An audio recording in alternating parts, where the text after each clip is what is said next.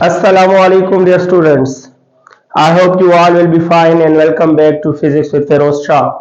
आज की वीडियो में हम वर्क का लेक्चर नंबर 3 और लास्ट लेक्चर रिकॉर्ड कर रहे हैं.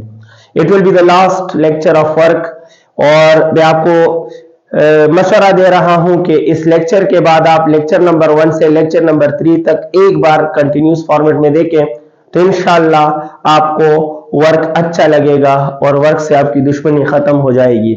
सो स्टार्ट करते हैं. आपको याद होगा प्रीवियस लेक्चर नंबर 2 के एंड में मैं एमसीक्यूज करा रहा था और पॉइंट नंबर 7 था. पॉइंट 1 2 3 4 5 6 और 7 में 2 लेक्चर्स में अपलोड कर चुका हूं. आज लास्ट पॉइंट तक जाएंगे इंशाल्लाह. पॉइंट 7 में कुछ एमसीक्यूज जो है वो एडिटिंग में कट हो गए थे और वो नहीं आए थे, सो वहां से स्टार्ट करता हूं. लेक्चर नंबर 3 और lecture number 3 in the last lecture का पॉइंट नंबर 7 जो है वो 7 नंबर पॉइंट में एक एमसीक्यू था. एमसीक्यू में आपके लिए लिख रहा था. मैं वही एमसीक्यू से स्टार्ट करता हूं जो एडिटिंग में कैंसिल हुआ था. क्वेश्चन है that a 2 kg body is moving. A 2 kg body is moving on surface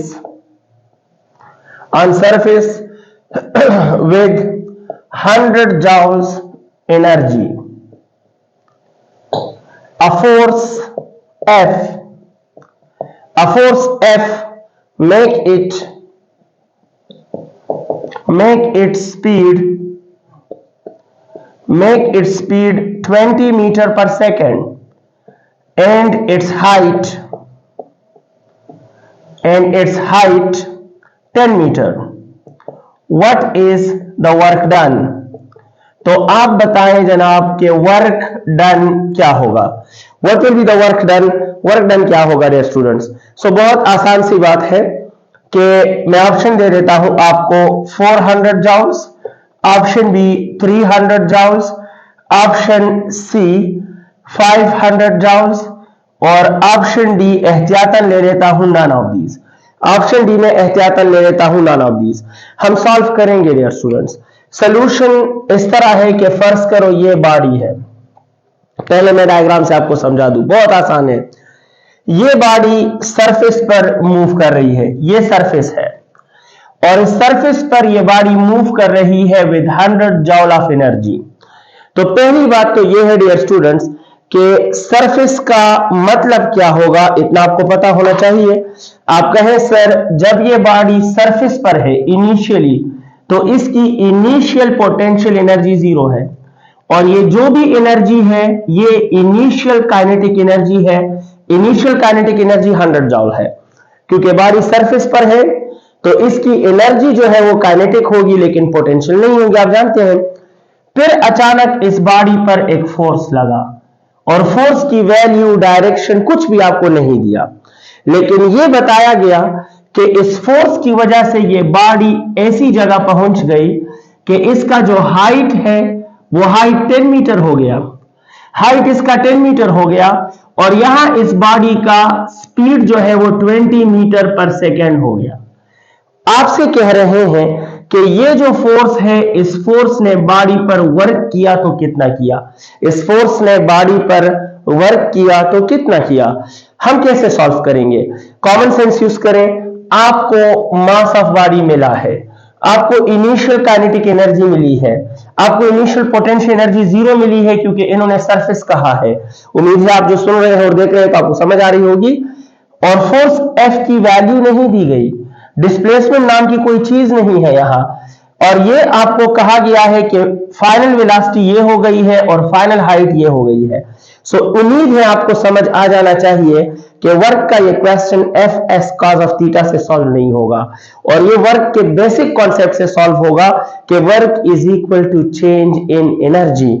और मैं वही कहूंगा, अगर मैं कहूं कि as you know that work is equal to change in kinetic energy plus change in potential energy, तो मैं एक एक स्टेप लिखूंगा सॉल्यूशन में. Work done is equal to change in kinetic mean kinetic energy final minus kinetic energy initial और potential energy का change mean potential energy final minus potential energy initial. बहुत आसान, देखो अब आपको ट्रिक मिल चुका। आई होप आप जो है बड़ी खुद आसानी से इसको सॉल्व करोगे। फाइनल काइनेटिक एनर्जी होती है half M V square. Initial kinetic energy आपके पास है 100 और फाइनल पोटेंशियल एनर्जी होती है mgh और इनिशियल पोटेंशियल एनर्जी आपके पास है 0। अब वैल्यू पुट करें डियर स्टूडेंट्स, तो हाफ की जगह हाफ, मास की जगह 2, वेलोसिटी की जगह 20 स्क्वायर माइनस 100 प्लस ये 2 multiply by 10 multiply by 10 minus 0। ये सोल्यूशन आप खुद करें और देखो 2 और 2 कैंसल और 20 का स्क्वायर आता है 400 माइनस 100 और ये आता है 200। तो 400 minus 100 is 300 plus 200. The answer is 500 joules, and hence the correct option is option number C सही है। Let me proceed dear students. Point number 7 के बाद हम आज का नया पॉइंट पढ़ते हैं और वो है पॉइंट नंबर 8।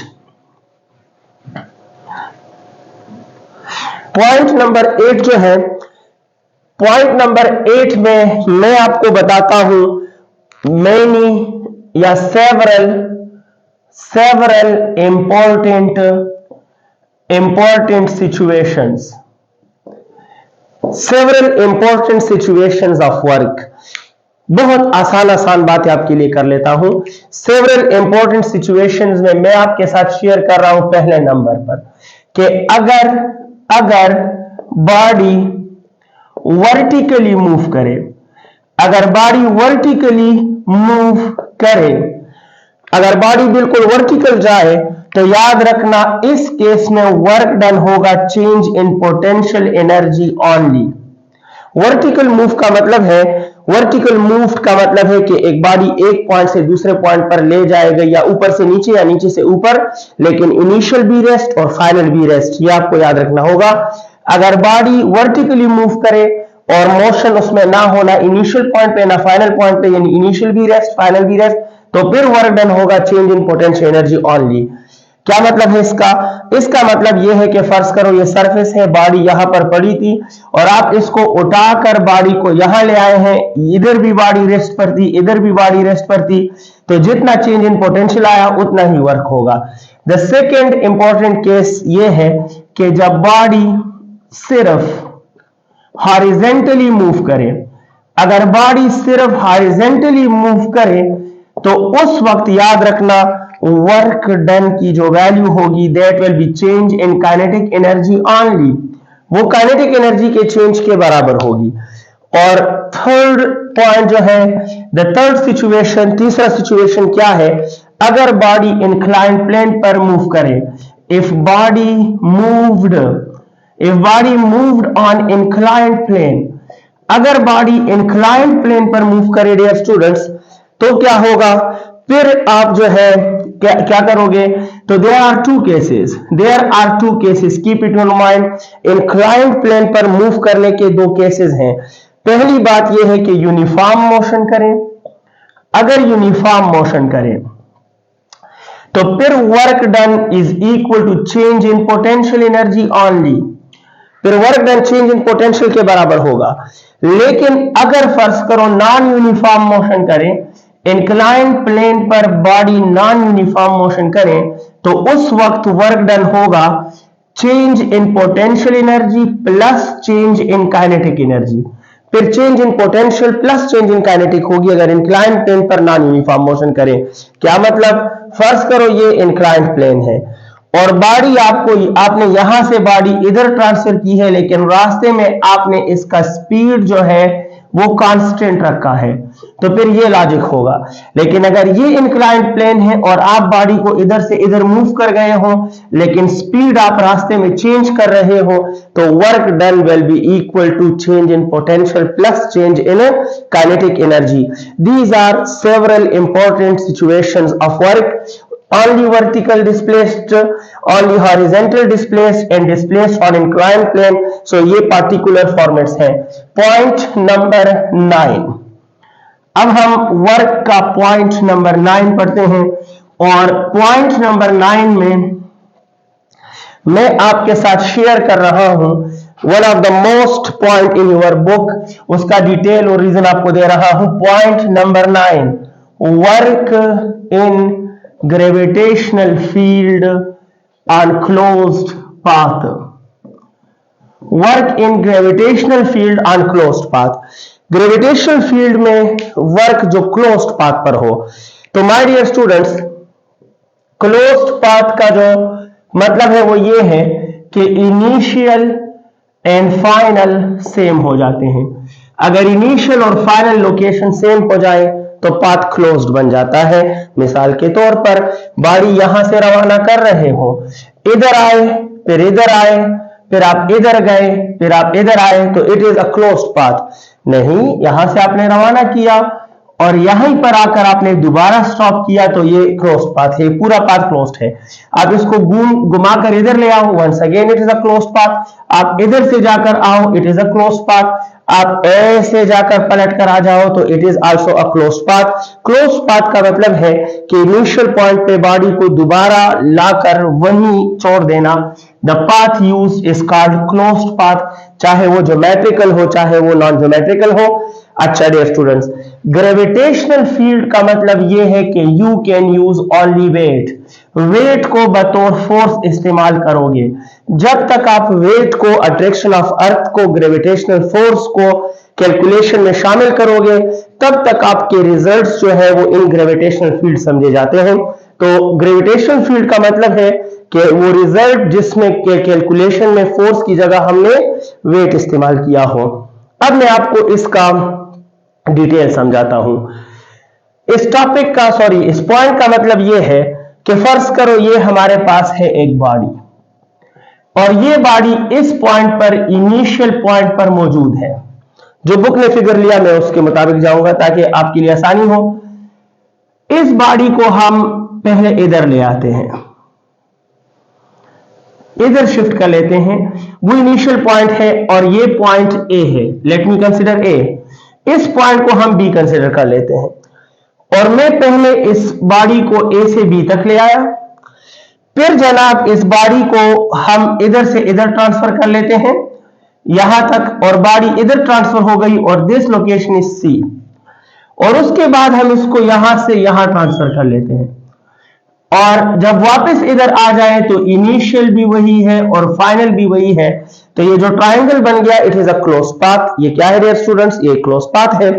हमने क्या करना है, हमने इस पूरे क्लोज्ड पाथ पे टोटल वर्क की वैल्यू मालूम करनी है कि इस बॉडी पर टोटल वर्क की वैल्यू क्लोज्ड पाथ पर क्या आएगी।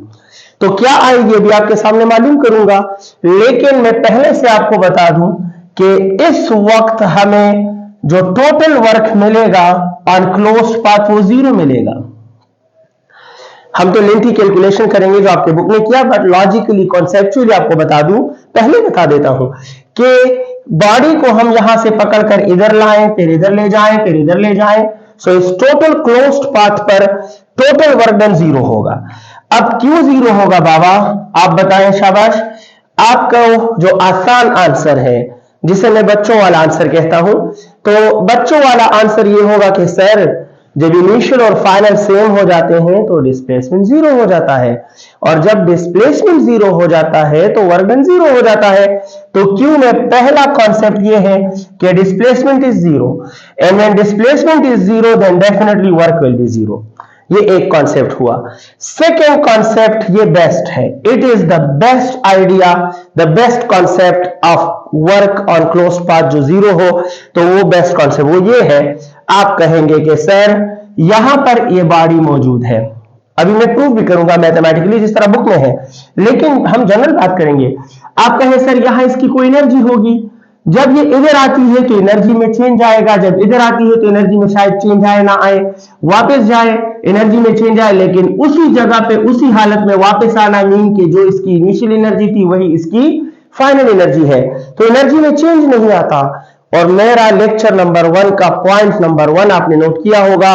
मैंने कहा था कि the basic concept of work is work body के एनर्जी में चेंज का दूसरा नाम है। तो जब आप इसकी एनर्जी में चेंज नहीं लाते हो तो वर्क कैसे करोगे? So the best concept is because change in energy is zero, hence work done on closed path is zero. Work done on closed path will be zero because change in energy is zero. अच्छा, इस दो points को कैसे समझाऊं? पहला तो आप समझते हैं, दूसरा let me explain it like this. Let me consider it is the surface of earth. ये जमीन का सरफेस है, ठीक है बेटा। तो इधर मैं ले लेता हूं, ये एक बिल्डिंग है, ठीक, ये बिल्डिंग है और इस बिल्डिंग के पहलू में जनाब आला ये एक बिल्डिंग है, एक और एक बिल्डिंग और ले लेते हैं। हमारा क्या जाता है, कौन सा हम ओरिजिनल बना रहे हैं, मार्कर से ड्रा कर रहे हैं, सो यहां ले लेते हैं। बिल्डिंग नंबर 3 है, इसको थोड़ा नीचे कर लेते हैं। चलो जी, अब आप देखिए, मुलाहिजा करें, एक बॉडी यहां मौजूद है, एक बॉडी यहां मौजूद है और इस बिल्डिंग के टॉप पर जो भी ये बॉडी मौजूद है इसमें 1000 जूल की एनर्जी है। इसकी एनर्जी 1000 जूल है। मुझे 1000 पसंद है, मैंने ले लिया। फिर जनाब हम इस बॉडी को उठाकर इस बिल्डिंग नंबर 1 से इस बिल्डिंग नंबर 2 पे ले आए और बिल्डिंग नंबर 2 के टॉप पर इसको रख दिया। तो आई थिंक आप सबको पता है कि इस हाईएस्ट बिल्डिंग में एनर्जी ज्यादा होगी टॉप पर, लेकिन उसी बॉडी में छोटे बिल्डिंग के टॉप पर एनर्जी कम होगी। सो फर्ज करो यहां इसकी एनर्जी हो गई है 200 जूल, यहां इसकी एनर्जी हो गई 200 जूल। 1000 जूल से बेचारा 200 जूल में आ गिरा। फिर हमने इसको माफ नहीं किया और हम इसको इधर ट्रांसफर कर गए। हमने इसको यहां ट्रांसफर किया, मैं 150 गया है, इसको रोका। तो आप देख रहे हैं कि इस बिल्डिंग की हाइट पहले बिल्डिंग से कम है लेकिन दूसरे बिल्डिंग से ज्यादा है और बिल्डिंग नंबर 3 की हाइट पर इसी बॉडी में लेट मी कंसिडर एनर्जी है 700 जूल। अब अभी तक ये पाथ ओपन है क्योंकि इनिशियल ये है और फाइनल ये है। अब आपने क्या किया? अब आपने ये किया कि इस बॉडी को दोबारा यहां से पकड़कर इधर ट्रांसफर कर गए और जब आप इसको दोबारा इधर आकर रखकर छोड़ गए और आप चले गए तो इस बॉडी में कितनी एनर्जी होगी? आप कहेंगे सर ले जा रहे थे तो भी 1000 जूल, जब वापस ले आए तो भी इसमें क्या होगी? 1000 जूल। इट मीन इस पूरे क्लोज्ड पाथ पर घुमा फिराने के बाद आखिर में उसी जगह पर लाकर छोड़ देने से एनर्जी में चेंज क्या है? जीरो है। जो एनर्जी थी वही दोबारा आ गई है, नीचे आने से जो लॉस था ऊपर जाने से दोबारा वही गेन हो गया। तो नेट एनर्जी में चेंज जीरो है और वर्क का कॉन्सेप्ट है कि जैसा चेंज इन एनर्जी वैसा वर्क, तो वर्क डन भी यहां क्या होगा? जीरो होगा। So it is the best reason कि क्लोज्ड पाथ पर ग्रेविटेशनल फील्ड में वर्क जीरो होता है क्योंकि net change in energy zero होता है। अब मैं आपके बुक की तरह इसको प्रूफ कर रहा हूं क्वांटिटेटिवली, न्यूमेरिकल इक्वेशन वाइज हम इसको प्रूफ करने वाले हैं। अगर आपकी इजाजत हो, आप इजाजत दो या ना दो, मैं प्रूफ कर रहा हूं। रोक सकते हो तो आप वीडियो पास कर लेना, मैं रुक जाऊंगा।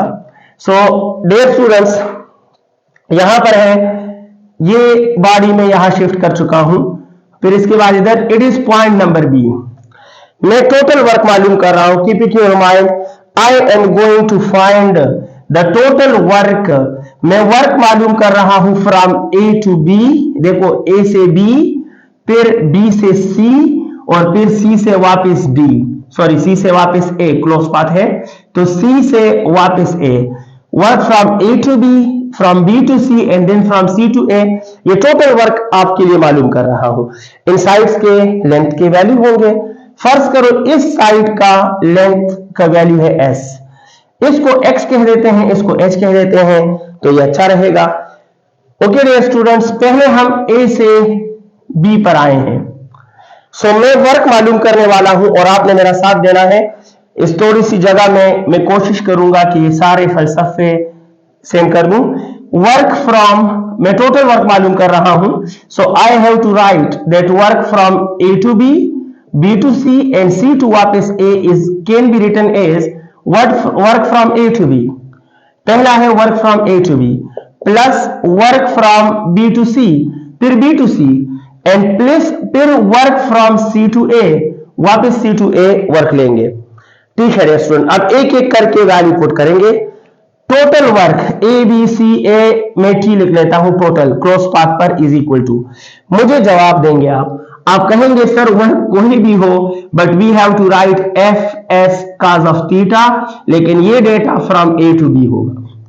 ये भी वर्क है तो we will write F S cos of theta, लेकिन माय डियर स्टूडेंट ये डेटा भी होगा बी सी, और ये होगा F S cos of theta, लेकिन ये डेटा होगा सी ए, हम इसको सी ए कहेंगे। एक एक वैल्यू पुट करूंगा, आप साथ दे रहे हैं, टोटल वर्क मालूम कर रहा हूं। ए से लेकर बी तक फोर्स का काम कौन कर रहा है? आप कहेंगे सर खुद ही तो कह रहे हो कि ग्रेविटेशन फील्ड का मतलब है कि फोर्स की जगह क्या इस्तेमाल करोगे? We have to use weight. जब तक आप ग्रेविटेशन फील्ड के इफेक्ट के जरिए सर बात करोगे तब तक फोर्स की जगह वेट, तो फोर्स की जगह वेट लिखूंगा। अच्छा, ए से बी तक डिस्प्लेसमेंट क्या है? ए से बी तक डिस्प्लेसमेंट एस ही है, तो मैं एस लिखूंगा। और काज ऑफ थीटा, देखिए आप क्या लिख रहा हूं, काज ऑफ थीटा की जगह काज ऑफ थीटा लिख लेता हूं, एस काज ऑफ थीटा। अच्छा जनाब, थीटा कौन सा है? पहले एंगल बताएं। आप कहोगे सर इधर आप जा रहे हो और वेट नीचे है तो ये थीटा बन रहा है ना, क्योंकि ये वेट है और ये एस है, एस और डब्ल्यू के दरमियान ये थीटा बन रहा है। और इतना आपको पता होगा कि जो साइड थीटा को टच करे वो साइड बेस होता है। वो साइड क्या होता है? वो साइड बेस होता है। और जो थीटा के सामने आता है वो साइड परपेंडिकुलर है, और ये वाला साइड हाइपोटेन्यूज है। तो आप बेशक इसको रिवर्स करें, दोबारा ये बात सुने जो मैंने जल्दी में शायद कह दी। तो फोर्स की जगह वेट, रीजन आप जानते हैं। डिस्प्लेसमेंट की जगह एस, ए से लेकर बी तक एस है। Cos of theta, cos of theta आपके सामने, और थीटा मैंने मेंशन कर दिया। ठीक है, ओके नेक्स्ट। अभी ये नहीं लिखना चाहता, पहले मैं इसको कंप्लीट करूं। Total work done is equal to, weight की जगह हम लिखते हैं एम जी, और देखो एस की जगह मैं लिख रहा हूं हाइपोटेन्यूज, और साथ में है cos of theta, hypotenuse cos of theta. तो total work is equal to M G, और हाइपोटेन्यूज काज ऑफ थीटा होता है बेस। ये बात ये भी लिखूंगा इधर नीचे, आप देखते जाएं। तो ये होगा एम जी और बेस। ये hypotenuse cos of theta base के बराबर कैसे आया? तो मेरे ख्याल में आपको पता होना चाहिए कि काज ऑफ थीटा होता है base divide by hypotenuse. Hypotenuse इधर, तो hypotenuse cos of theta is equal to base. आप हाइपोटेन्यूज काज ऑफ थीटा की जगह बेस लिख सकते हो। तो बेस यहां क्या है? आप देख रहे हो कि बेस यहां क्या है? एच है। तो मैं लिख रहा हूं कि total work done is equal to M G, और बेस की जगह एच लिख रहा हूं, वहां से देख लें। ओके, अब इस बीसी की बारी है, प्लस प्लस प्लस और प्लस। इस टर्म को एक्सपेंड कर रहा हूं आपके रहम करम पर। फोर्स की जगह वेट लिखूंगा क्योंकि ग्रेविटेशनल फील्ड है। Displacement from B to C, B to C displacement को आपने क्या कहा है? एक्स, एक्स की जगह एक्स। काज ऑफ, काज की जगह काज। एंगल बताओ। आप कहें सर जब बी से सी की तरफ जा रहे हैं तो वेट नीचे है, डिस्प्लेसमेंट इस तरफ है, द एंगल इज 90, और थीटा की जगह जब आप 90 पुट करोगे तो काज ऑफ 90 जीरो हो जाता है। तो ये टर्म 0 0 0, इसकी तो बात ही खत्म। प्लस प्लस प्लस, ये टर्म शुरू करूंगा। इसमें भी आप देखिए साथ में, फोर्स की जगह तो वेट लिखना लाजमी है क्योंकि we are talking about work in gravitational field. तो फोर्स तो ग्रेविटेशन लूंगा, वेट लूंगा, फोर्स की जगह वेट। अब displacement from C to A, C से ए तक डिस्प्लेसमेंट क्या है? एच है, तो एस की जगह एच आएगा। एंगल बता दीजिएगा। काज की जगह काज। आप खुद देखिए, सी से ए की तरफ आप जा रहे हो तो आप ऊपर जा रहे हो, वेट नीचे है, डिस्प्लेसमेंट ऊपर है, वेट नीचे है, तो द एंगल इज 180 डिग्री। तो यहां 180 डिग्री पुट करूंगा। अब वैल्यू लेंगे, W होता है mg, h की जगह h, और cos 180 is -1, plus minus minus, तो माइनस mgh, और साथ में डियर स्टूडेंट्स प्लस mgh और माइनस mgh कैंसल, लिहाजा टोटल वर्क डन की वैल्यू क्या हो गई? 0। और वो इधर मैंने एक्सप्लेन किया, ये आपके बुक की कैलकुलेशन है, बुक में थोड़ा स्किपिंग भी है, स्टेप्स को मैंने इजी कर दिया। आपने सीखा कि ग्रेविटेशनल फील्ड में क्लोज्ड पाथ पर हमेशा वर्क 0 होगा। इसका सादा बच्चों वाला रीजन है कि डिस्प्लेसमेंट 0 हो जाता है क्लोज्ड पाथ पर। इसका कॉन्सेप्चुअल आइडिया ये है कि क्लोज्ड पाथ पर इनिशियल और फाइनल सेम हो जाते हैं, लिहाजा बॉडी की इनिशियल और फाइनल एनर्जी सेम हो जाती है, और बॉडी के एनर्जी में जब चेंज नहीं आता तो वर्क कैसे होगा। और तीसरा इसका प्रूफ था, और ये उस क्लोज्ड पाथ पर वर्क जीरो होने का प्रूफ आपको मिल गया। इस कैलकुलेशन का कंक्लूजन क्या हो गए? इसके दो बड़े बड़े कंक्लूजन है डियर स्टूडेंट्स। पहला कंक्लूजन मैंने आपके लिए जो प्रूफ किया वो ये है कि work on closed path in gravitational field is zero. तो माय डियर स्टूडेंट्स, इसके दो कंक्लूजन है। पहला कंक्लूजन है that gravitational field is a conservative field. Gravitational field एक कंजर्वेटिव फील्ड है।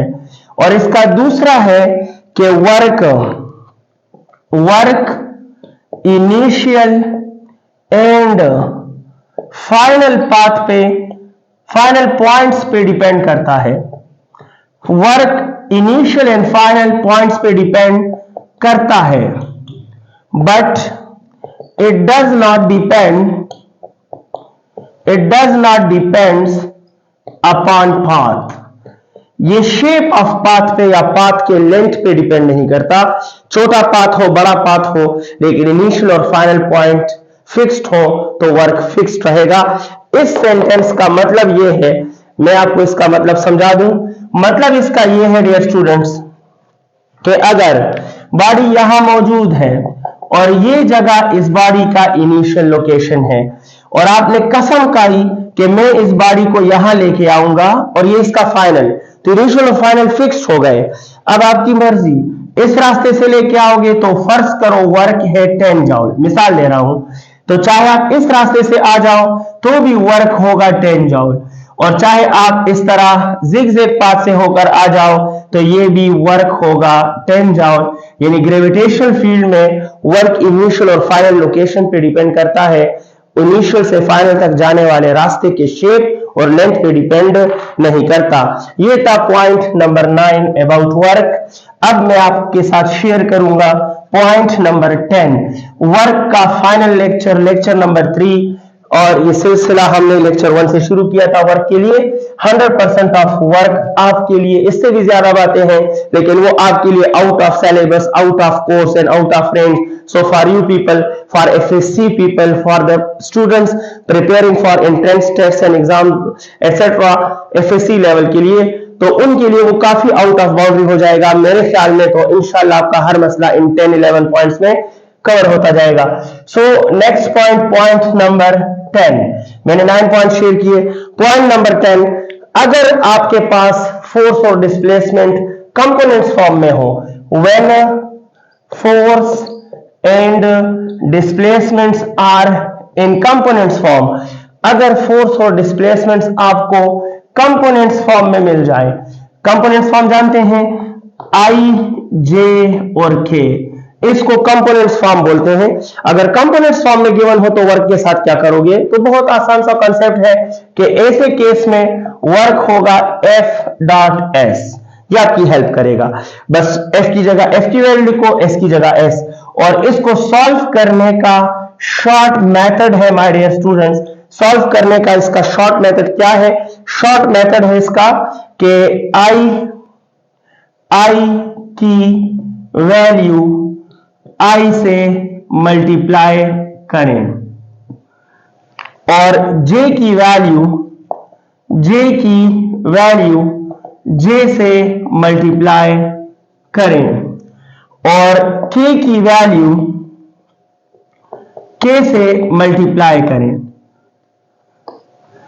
और डिफरेंट को इग्नोर करें, डिफरेंट को इग्नोर करें। आप भी कहेंगे सर क्या फारसी लिख रहे हो, लेकिन फारसी है या अरबी है, बट इंशाल्लाह आपकी समझ में आएगी।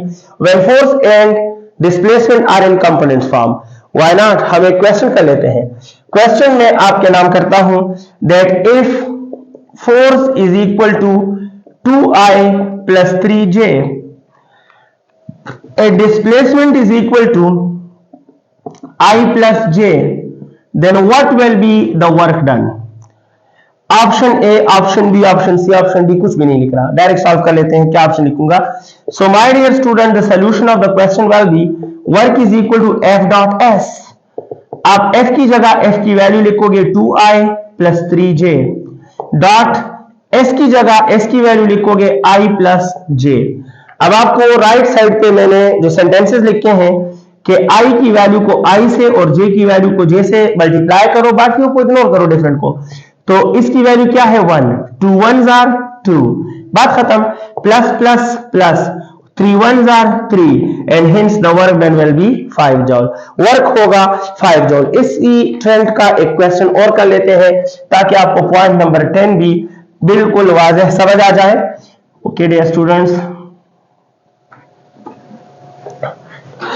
अगर मैं आपसे क्वेश्चन करूं next, that if a force is equal to 3i plus 3j plus 3k while displacement is equal to 4j, then what will be the work done? फिर वर्क डन क्या होगा? सो डियर स्टूडेंट्स, इस case में भी work done मालूम करोगे, आप कहोगे सर f डॉट s, तो f की जगह लिखोगे 3i plus 3j plus 3k, dot इसकी जगह लिखोगे 4j। तो मैंने आपसे कहा ना कि बाकियों को देखो, i यहां है लेकिन यहां नहीं है, तो i विल बी इग्नोर्ड। के यहां है, के यहां नहीं है, इसको भी इग्नोर करें।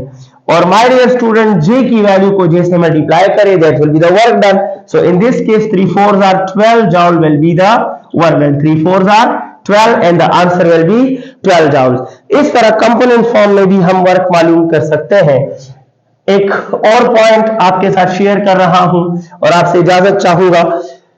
पॉइंट नंबर 11 नंबर पॉइंट में ग्राफ की कुछ बात कर लेता हूं। अक्सर ग्राफ वाइज क्वेश्चंस आ जाते हैं।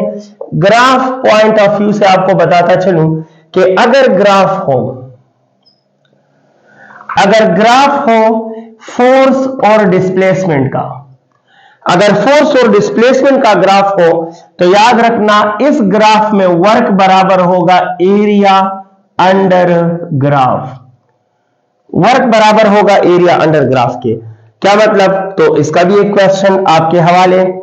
सो जनाब, क्वेश्चन ये है कि फर्ज करो ये है एक फोर्स का एक्सिस और ये है डिस्प्लेसमेंट का एक्सिस, ठीक है, डिस्प्लेसमेंट का एक्सिस।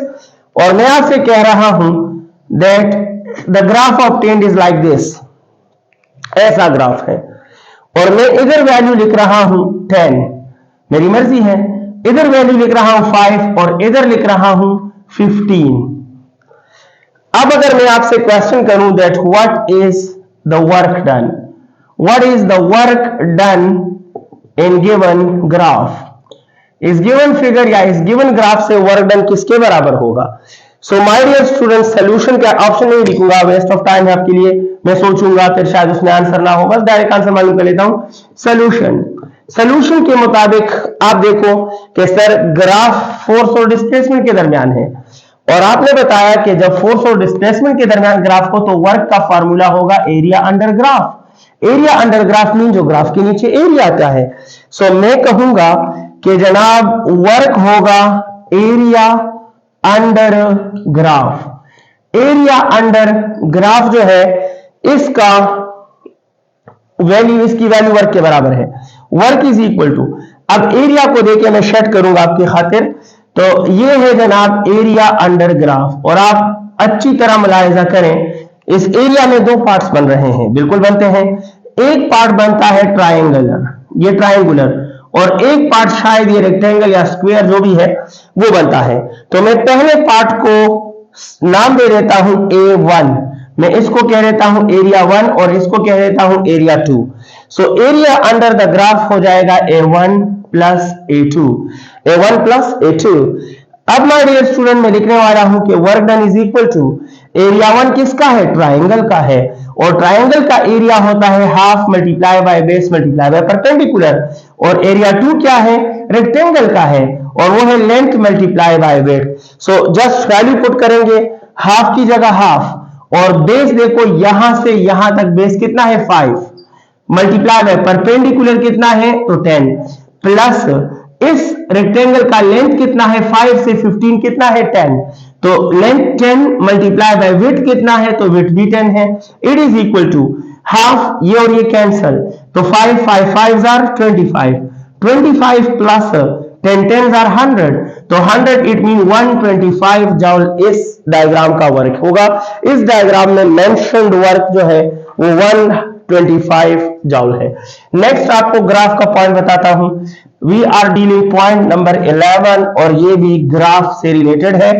अगर माय डियर स्टूडेंट्स आपको ऐसा ग्राफ मिल जाए कि इस तरफ वर्क हो और इस तरफ डिस्प्लेसमेंट हो, तो याद रखना इस ग्राफ का स्लोप हमेशा फोर्स के बराबर होगा। इसका स्लोप हमेशा फोर्स के, कैसे? बिकॉज डू यू नो कि slope is always equal to unit along y axis और divide by unit along x axis. So slope is equal to unit along y axis work है और work का unit joule है, और unit along x axis displacement है और इसका unit metre है। लेकिन जूल होता है newton metre by metre, metre metre cancel newton, और न्यूटन रिप्रेजेंट्स फोर्स।